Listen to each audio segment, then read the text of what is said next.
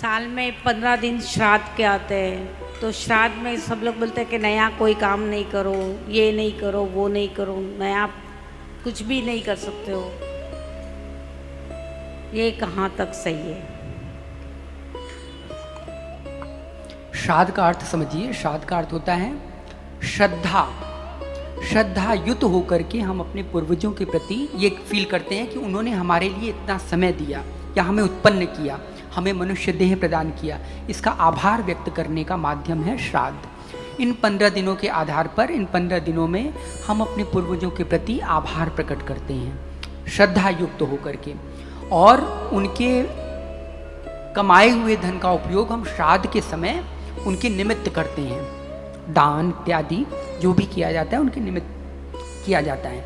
चूँकि मनुष्य बहुत निकृष्ट प्राणी है, उसको जब तक पीछे से बेल्ट न लगाओ, जब तक पीछे गोली न लगाओ, तब तक वो कुछ नहीं करेगा। इसलिए ताकि वो भोग विषयों में न फंसे, भोग इत्यादि में न फंसा रहे, और निरंतर इस श्राद्ध के, इस 15 दिनों के श्राद्ध में अपना वो आभार प्रकट करे, किसी तरह दान पुण्य में लगातार रहे, इसके लिए लोगों ने इसको वर्जित कर दिया कि भाई नया सामान मत खरीदना। क्यों नया सामान मत खरीदना? ताकि जो तुम्हारा धन बचेगा, जो तुम अपने साजो श्रृंगार और धन वैभव लोगों को दिखाने के लिए यूज़ करोगे, वो तुम दान में करो, क्योंकि दान में को कलयुग है।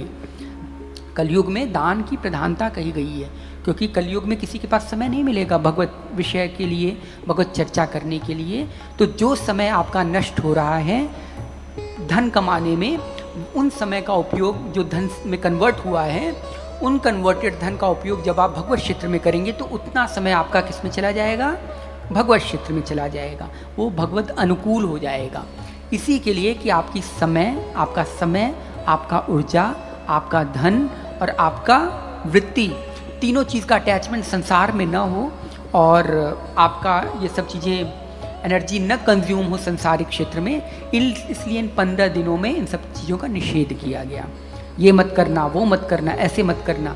लेकिन पूजा पद्धति के लिए नहीं मना किया गया है। पूजा तो हमेशा भगवान का आप करिए, कभी भी कोई रोक टोक नहीं।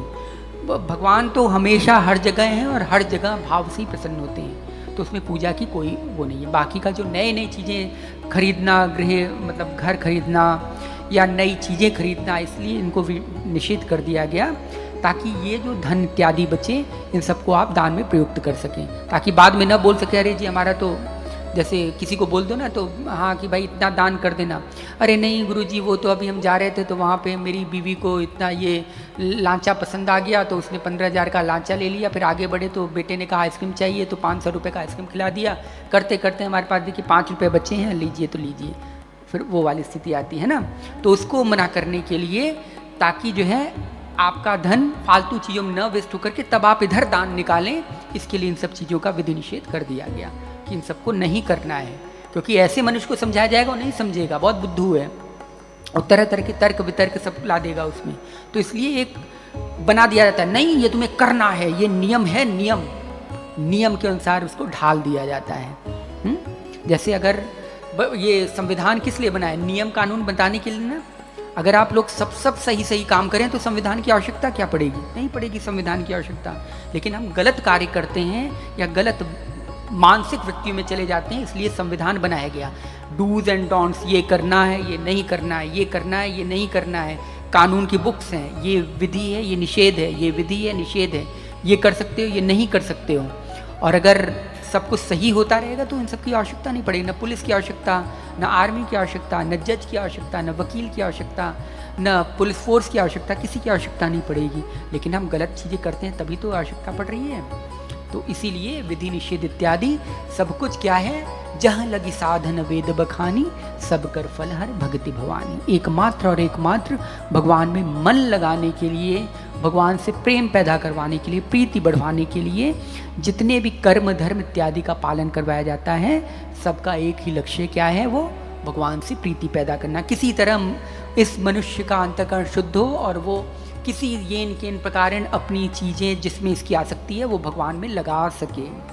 सर्व कर्म या सर्व पर्व लक्ष्य एक, गोविंद राधे जग से हटा के मन हरि में लगा दे। जग से हटा के मन हरि में लगा दे। एकमात्र और एकमात्र यही उद्देश्य है और कुछ नहीं है। जितने भी कर्म धर्म शास्त्र वेद पुराण जो भी आपको दिख रहे हैं होते हुए, या जितने भी पूजा पाठ कर्म यज्ञ जो कुछ भी आपको दिख रहा है, सबका और सबका एकमात्र उद्देश्य क्या है? सब कर फल हरि भक्ति भवान।